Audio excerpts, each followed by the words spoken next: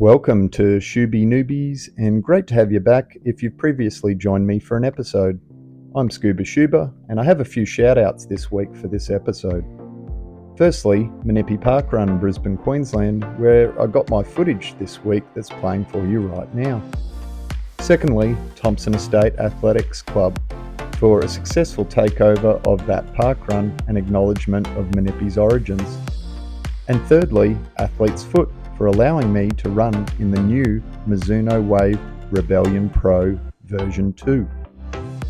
I managed to put not only the parkrun into them, but an extra 2 kilometres after for a total of 7 kilometres or roughly 4 miles.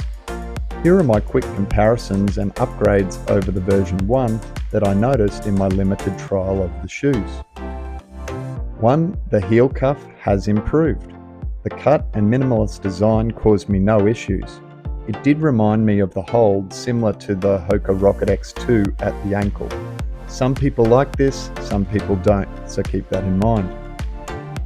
Number 2, the turning has improved. You can turn far better at speed in this version than the previous one.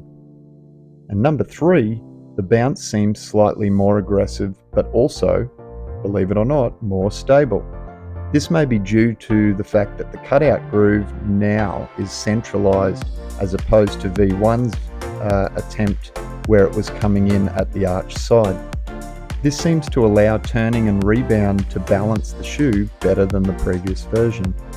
As a result of this, the shoes are still built to be running at high paces, but I think they can cater a bit for some slower drops in pace as well. Now the wait will be on to see the colourways that come out, which V1 will be hard to beat.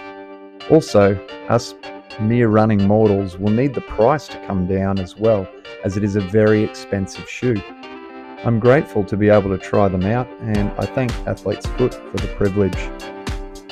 Where am I at on my marathon journey?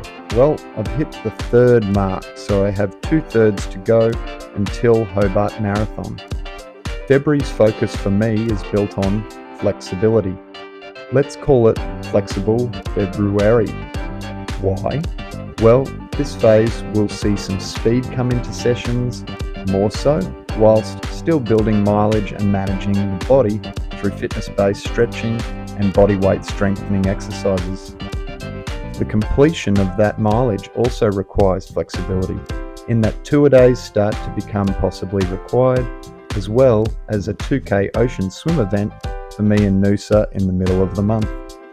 I'll continue swimming for flexibility also and recovery from what I'm putting my body through. With flexibility also comes a check on the goals for this race, which I've narrowed down. With my Garmin 265 race predictor currently sitting at about 3 hours and 15 minutes, I take that with a grain of sand, knowing that I can usually beat the race predictor for 10-kilometre events or half marathons, but for 5 kilometres and full marathons, so far it hasn't quite matched my performances. If you've watched from episode 1, the mission is to acquire a Chicago World Marathon Major qualifying time, which for my age group for 2025 at this stage would be sub 3 hours and 20 minutes. So here are my A to E goals for the Hobart Marathon. A goal, 3 hours 16 and 16 seconds or 4 minute 40 kilometres. B goal, 3 hours and 18 minutes or 4 minute 42 kilometres.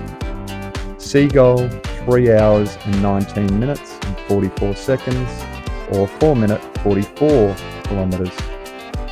D goal, anywhere between 3 hours and 20 minutes and 3 hours and 30 minutes.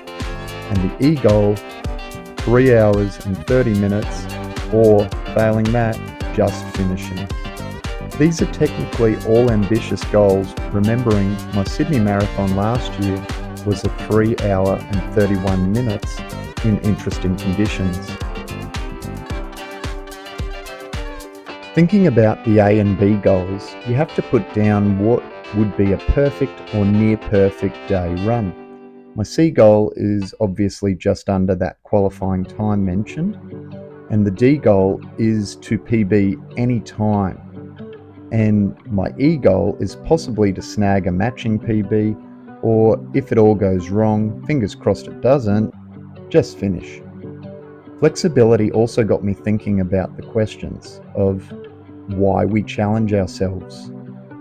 What are the rewards if we put in the work and succeed to hit our goals? What is the reward if we put in the work but fail to hit our goals? It then dawned on me that there is no reward if we do not try in the first place.